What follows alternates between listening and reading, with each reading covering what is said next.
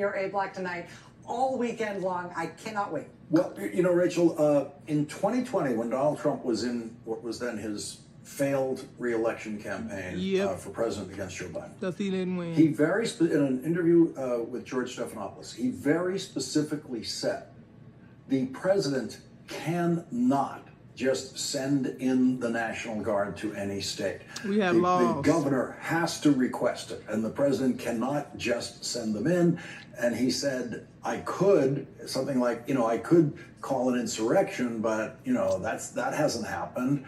And so he's on record, of course, saying exactly the opposite of what he's now doing, as he has been with so many things. But this one is really quite striking. I think the difference between what he was talking about that then and what he's doing now is that whether or not he remembers what he once knew about how America works, he's decided that he's throwing it all out.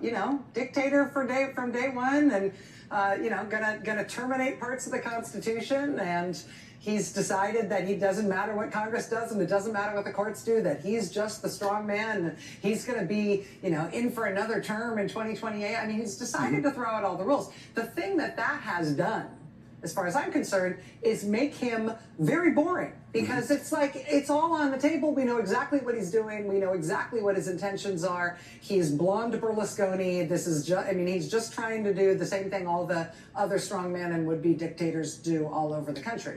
I think the really interesting question is what the country lets him get away with. And we're seeing a really interesting test of that right now all over the country, especially this week. And we're also seeing the difference between the advisors he had in the White House the first time and the people he has now. He obviously had a White House counsel in his first presidency who was telling him, no, it's illegal. You cannot just send in the National Guard. The governor has to request it.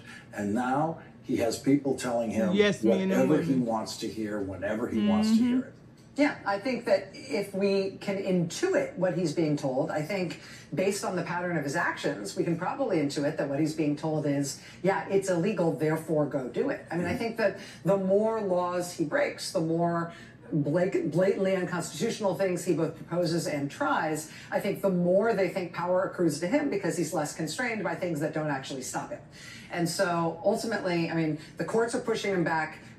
Congress, to a certain extent, is pushing him back a little bit, although I think a little bit more than they're given credit for. But mostly it's the people pushing him back. He's deeply, deeply, deeply unpopular and underwater on every issue.